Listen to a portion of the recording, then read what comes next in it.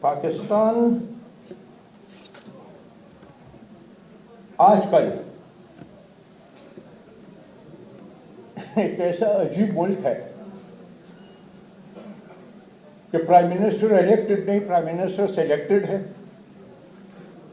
اور سلیکٹڈ بھی ایسے ہے کہ آج بھی اس کی ڈوریاں کئی اور ہیں، اپنے اختیار اس کا نہیں، اپنے فیصلے وہ نہیں کر سکتا، ڈوریاں کئی اور ہیں، فیصلے کئی اور ہوتے ہیں، اسے صرف ڈوریاں جب کھینچی جاتی ہیں تو پھر ہمارے وزیر اعظم جوش میں آتے ہیں۔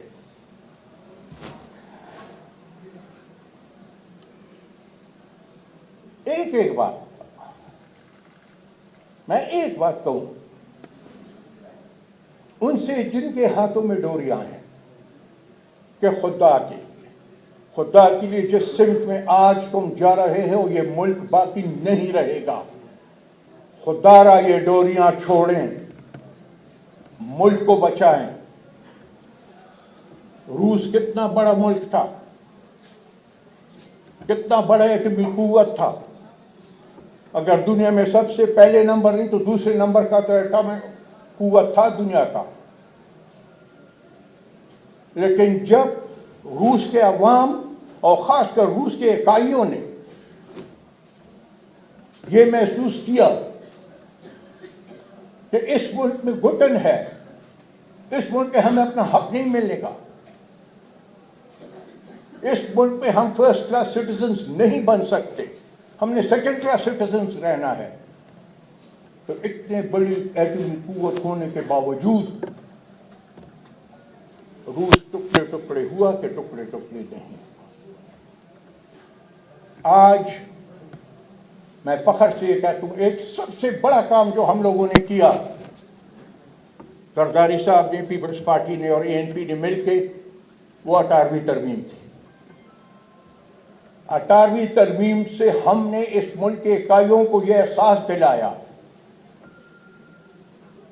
کہ تم اس ملک کے برابر کے شہری ہو۔ وہ تاثر جو کہا جاتا تھا کہ جی پنجاب از پاکستان اینڈ پاکستان از پنجاب، اس تاثر کو ختم کرنے کے لیے یہ قدم ہم نے اٹھایا۔ یہ قدم ہم نے اس لیے اٹھایا کہ جو صوبہ جو بھی پیدا کرتا ہے اس پہ حق صرف اور صرف اس صوبے کے اور اس صوبے کے بچوں کا حق ہے۔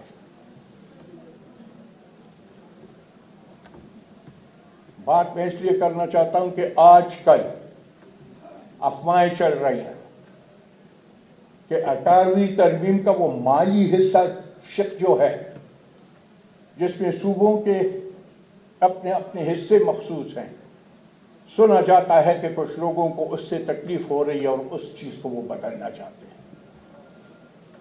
آج اس دن پہ کہ تم سب یہاں بہنیں بیٹھی ہیں، میرے بھائی بیٹھے ہیں، میرے بیٹے ہیں، اس شخص کی برسی منا رہے ہیں، آج یہ لفظ تم نے کرنا ہوگا میرے ساتھ کہ جس دن بھی 18ویں ترمیم کی کسی شک کو چھیڑا گیا میں سڑکوں پہ نکلوں گا، امید ہے کہ تم میرے ساتھ ہوگا۔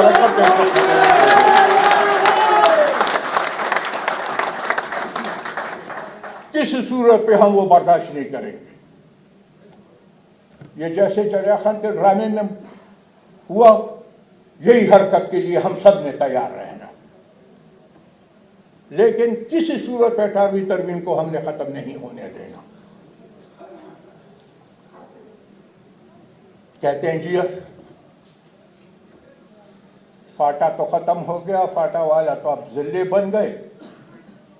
عجیب قصہ یہ کہ FCR کو ختم کیا، پرانے قانون کو ختم کیا، نیا قانون وہاں لاگو ابھی تک نہیں ہوا۔ لوگ اٹکے ہوئے ہیں، کچھ جیلوں میں پڑے ہیں، کچھ مفرور ہیں، صرف اس لیے کہ قانون نہیں ہوا کہ کس قانون کے تحت ان کے مقدمات چلائے جائیں۔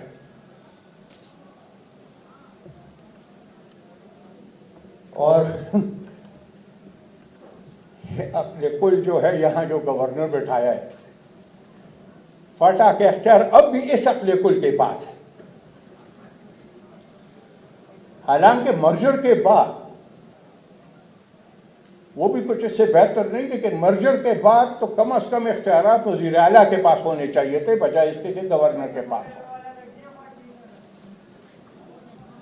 بڑا خویو بیا بل بخینو سوق ورسره ټول هغه راغون شوي دي قسم دی که پکې دغه سیخ ہو. آج بھی اخبار میں ہم پڑھا کہ جو ترکی والے کہتے ہیں کہ ہم اتنے لاکھ گھر بنائیں گے، عمران خان کہتا ہے میں نے 10 لاکھ گھر بنانے ہیں. آج اس جلسے کے ذریعے ایک ڈیمانڈ میں نے کرنی ہے، اس سے پہلے کہ باقی پاکستان میں تم گھر بناؤ، اگر غیرت ہے تم میں، اگر اپنے آپ کو پاکستانی سمجھتے ہو، آؤ پہلے وزیرستان میں جو آپریشن اور یا دہشت گردی سے جو گھر تباہ ہوئے ہیں پہلے وہ گھر بناؤ، اس کے بعد پھر باقی پاکستان میں بناؤ.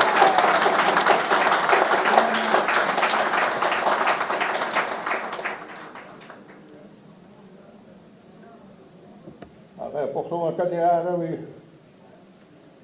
چل پډالي پورې دا یو پہ بنگلو. اوپر سے جی ہمارے چیف الیکشن کمشنر صاحب جو اپنے آپ کو بڑا معقول سمجھتے ہیں، اس نے فاٹا کے لیے حلقہ بندیاں کر دی.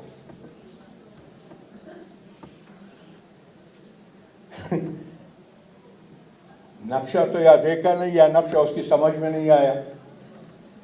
ایک صوبائی اسمبلی کا حلقہ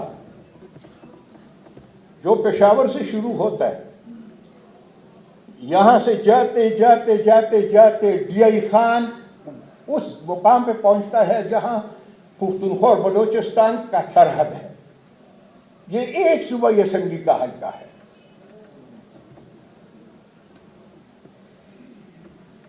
صوبے میں جہاں بھی عموماً، شاید ان میں کچھ ایسے ہوں جن پہ یہ لاگو نہ ہو، لیکن عموماً 3 صوبائی حلقے ایک قومی حلقہ بنتا ہے. یہی اصول فاٹا کے لیے کیوں نہیں ہو سکتا؟ صرف اس وجہ سے کہ پختونوں کی نمائندگی وہاں کم ہو، قومی اسمبلی، صوبائی اسمبلی میں اور قومی اسمبلی میں. یہ بات سمجھ سے بالاتر ہے. جب تک قبائلیوں کو آپ فرسٹ کلاس درجہ سٹیزنشپ کا نہیں دو گے، یہ جو تم نے قدم اٹھایا ہے یہ آدھا تیتر آدھا بٹھے، اس کا ریئیکشن جو آئے گا تو وہ بڑا ہی خطرناک ریئیکشن ہوگا.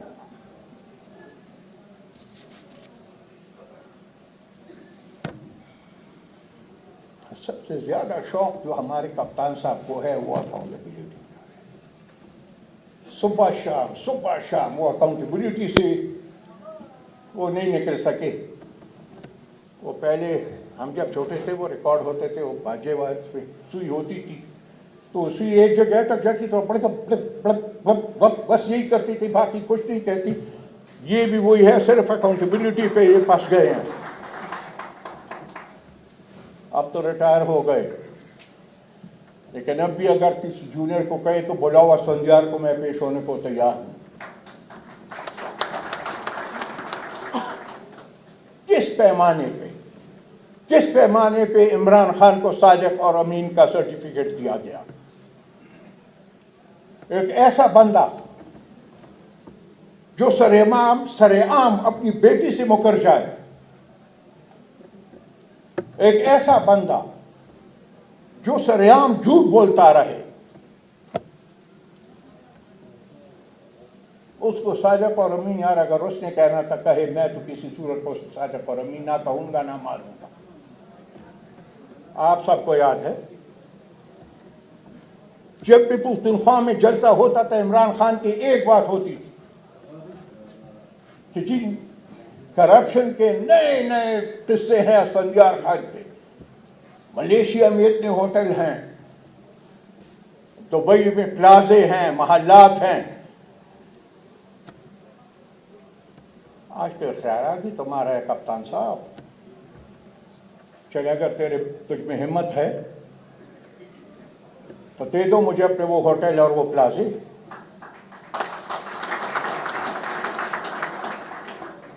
یہ بھی وعدہ خیر ہے، یہ مجھے دے دے یار 30-50% میں اس پہ وقف کر دیتا ہوں، شوکت خانم کو ہی دے دوں گا 50%، اور باقی 50% جو ہے وہ میں ڈیم کے لیے دے دوں گا۔ لیکن جو دعوے سر عام کر رہے تھے عمران خان، دعویٰ تو کر رہا تھا سندھیار پہ، جب وہ کھلی تو بیچ میں سے باجی نکل آئی۔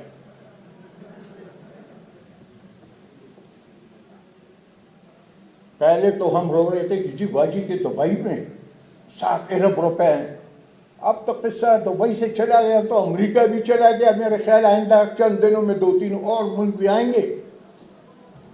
یہ خواتین میرے سامنے بیٹھی ہیں، سلائی مشین سے اچھا کاروبار نہیں، اگر تم اس میں 7 ارب روپے کما سکتے ہو اور اپنی جائیداد بنا سکتے ہو، پھر کرتے کیا ہو؟ سلائی مشین کا کام ہی شروع کر دو۔ میں یہ جو چیئرمین ہے نیب کا،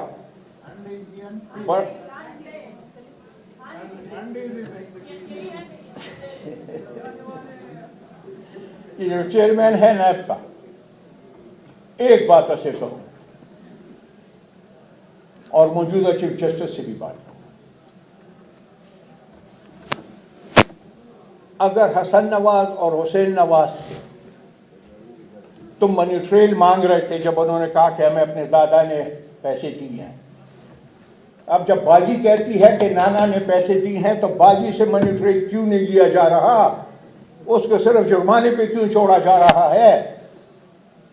اکاؤنٹیبلٹی تب اکاؤنٹیبلٹی ہے جب تم پارٹی مفاد اور خاندان سے اوپر جاؤ، یہ نہیں کہ جو بھی تحریک انصاف میں ہے وہ فرشتہ ہے، باقی جو حزب اختلاف والے ہیں یہ سب کے سب شیطان ہیں، چور ہیں، ڈاکو ہیں۔ اس کے وزیر دفاع کا کیا حال ہے آپ مجھ سے بہتر جانتے ہو۔ جو قومی اسمبلی کا اسپیکر جسے بنایا اس کی کیا حالت ہے تم لوگ مجھ سے بہتر جانتے ہو۔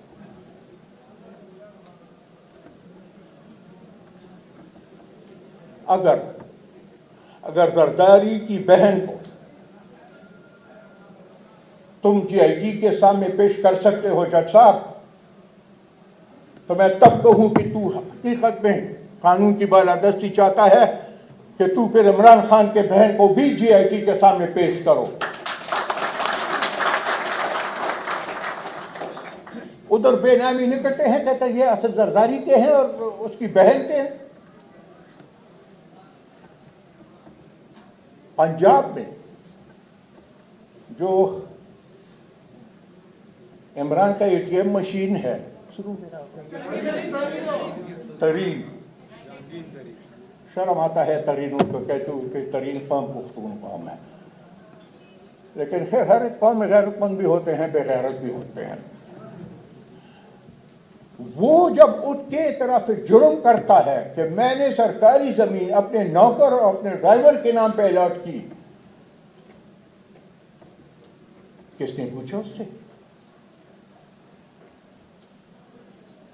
کیا یہ پیمانہ ہے ہمارے اکاؤنٹیبلٹی چیئرمین کا؟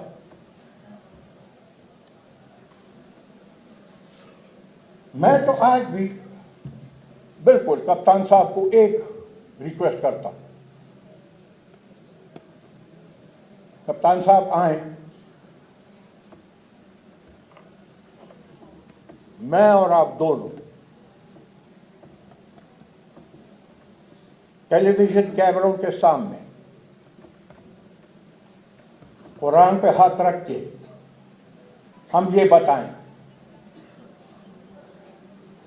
کہ تیرے باپ سے تجھے کتنی جائیداد ملی اور تو نے پھر اس کے بعد کتنی جائیداد بنائی۔ میں بھی ہاتھ رکھوں گا قرآن پہ کہ مجھے اپنے باپ سے کتنی جائیداد ملی اور آج میری کتنی جائیداد ہے۔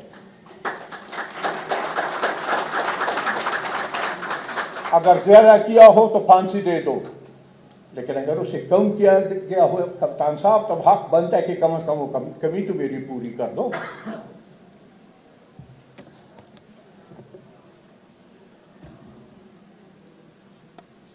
آج سندھ اور مرکز میں کچھ تلخیاں آپ بھی محسوس کر رہے ہو کہ تلخیاں چل رہی ہیں۔ میں ایک بات واضح کر دوں، جب تک تم دوسرے کے مینڈیٹ کا احترام نہیں کرو گے تو میں یہ حق نہیں پہنچتا کہ تم اسے کہو کہ تم میرے مینڈیٹ کا احترام کرو۔ تمہارے مینڈیٹ کا احترام تب ہوگا جب تم کسی اور کے مینڈیٹ کا بھی احترام کرو۔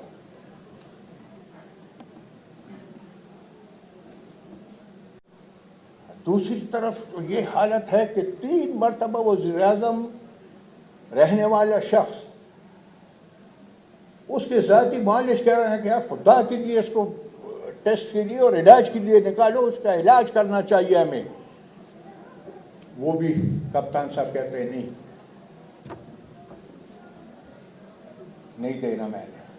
کپتان صاحب ایک بات کان کھول کے سن، تمہارے اپنے جو بھی ارادے وہ تمہارے ارادے، لیکن قدرت کا اپنا ایک نظام ہے۔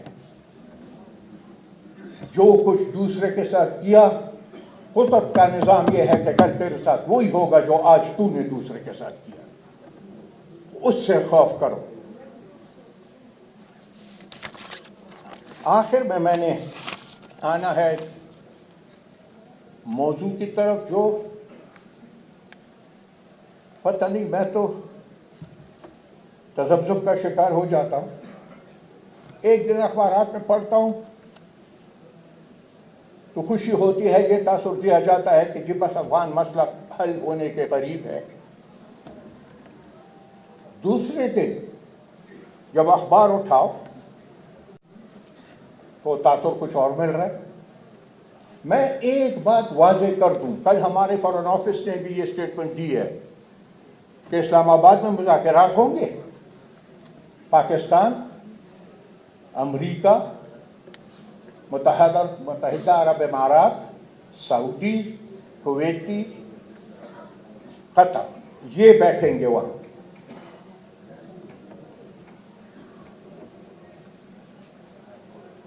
کوئی افغان اس میں نہیں ہوگا۔ اب جنگ کے 2 فریق ہیں، جب ایک فریق کو تم بٹھاؤ گے اور دوسرے کو نہیں بٹھاؤ گے تو کیوں یہ کمپلی ہے تمہاری کہ تم نہ سمجھ ہو کہ مسئلہ حل ہو جائے گا۔ تمہارے پارلیمنٹ کا کپتان صاحب ایک سٹینڈنگ ریزولوشن ہے کہ صرف وہ ڈائلاگ ہوگا، یہ الفاظ غور سے سنیں، which is Afghan led and Afghan owned۔ اب یہ تو نہ افغان لیڈ ہے نہ افغان اونڈ ہے۔ پارلیمنٹ کے ریزولوشنز کا تو جو حشر ہے وہ تو اس ایک سے ہی آپ دیکھ لیں۔ اس دن کچھ ہنسی بھی آئی یار، ٹویٹر پہ کہتا کہ شہباز شریف آتے 5 منٹ اسمبلی میں گزارتے پھر واک آؤٹ کر کے چلے جاتے۔ اے کپتان، تو جس دن سے وزیر اعظم بنا آج تک مجھے بتا تو نے کتنے گھنٹے پارلیمنٹ ہاؤس میں گزارے اپنی کرسی پہ بیٹھ کے؟ تو کہتا تھا میں جواب دوں گا سوالوں کا کیونکہ میں ذمہ وار ہوں۔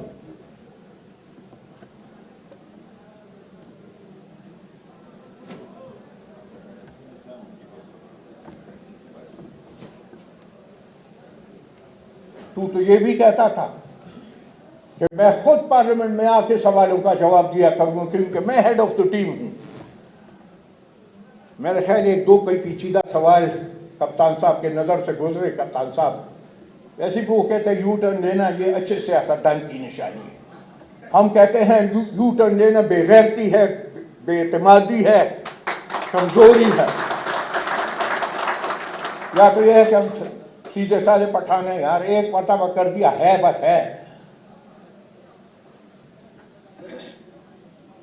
یاد ہے تمہیں جب گالیاں دیا کرتا تھا یہ نواز شریف اور زرداری کو کہ جی جا کے بیرونی ممالک میں بھیک مانگتے پھر رہے ہیں؟ کہتا تھا کہ نہیں کہتا تھا؟ گالیاں دیتا تھا کہ نہیں دیتا تھا؟ آج کپتان صاحب تم کیا کر رہے ہو؟ وہ تو پھر بھی کسی افسر کے ذریعے جا کے بات کرتے تھے، تو بذات خود جا رہے اور بذات خود منتیں کر رہے۔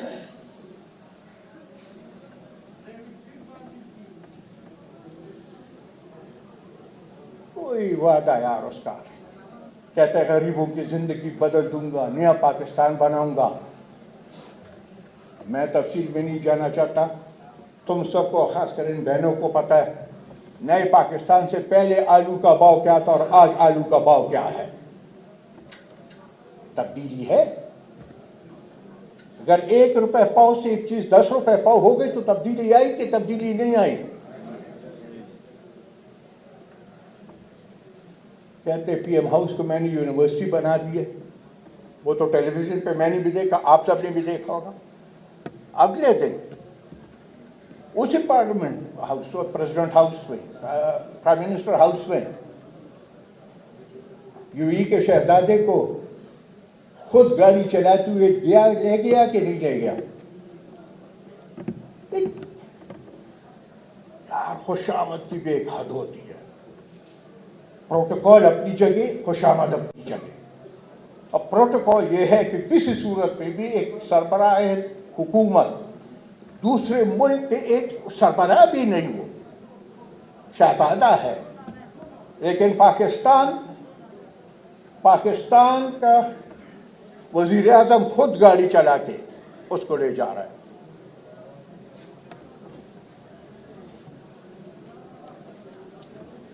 آخر میں کہیں سے چھوشے آ رہے ہیں صدارتی نظام کے.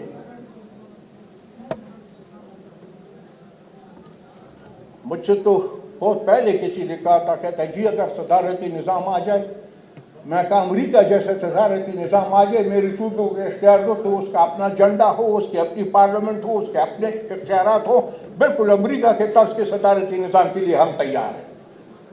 لیکن اگر یہ کچھ نہیں اور تم آپ پختو کی دام زما استام زما زمام زما پخندہ دی بولا دام زما, اگر وہ کرنا ہے کہ سارے اختیارات تم یہاں سے لے جاؤ تو کم از کم ہم لوگ باچا خان بابا کے پیروکار اور ولی خان کے سیاست کے سپاہی کسی صورت کو اسے قبول کرنے کو تیار نہیں. ہاں بالکل شوق ہے تمہیں صدارتی نظام کا, دے دیں صدارتی نظام, لیکن وہ صدارتی نظام جو امریکہ میں ہے, یو ایس اے میں, کہ ہر ایک ریاست پہ اختیار ہے, ریاست کا اپنا جھنڈا ہے, ریاست کی اپنی پارلیمنٹ ہے, وہ اپنا کام چلا رہے ہیں. بالکل ہمیں بھی اجازت ویسی دے دیں, جو اختیارات وہاں ہیں یہ اختیارات ہمیں دے دیں, لے پھر صدارتی نظام. لیکن اگر آپ فیلڈ مارشل کا صدارتی نظام چاہتے ہو یا پرویز مشرف کا صدارتی نظام چاہتے ہو تو کسی صورت پہ ہمیں قبول نہیں. انہی چند الفاظ کے ساتھ میں ایک مطابق اس مرتبہ پھر اس پوری ٹیم کو حقیقتاً پہلے جب اعلان ہوا کہ اس طریقے سے ہم نے اس سال برسیاں منانی ہیں تو بہت سے کارکنوں کے تحفظات تھے, لیکن میرے خیال آج جس طریقے سے یہاں برسی منائی گئی, اور میری ریکویسٹ ہوگی اپنی میڈیا ٹیم سے کہ اس کو اپلوڈ کرے تاکہ سب لوگ اسے دیکھ لیں, تو میرے خیال اس کا اثر اس بڑے جلسے سے بہت زیادہ ہے.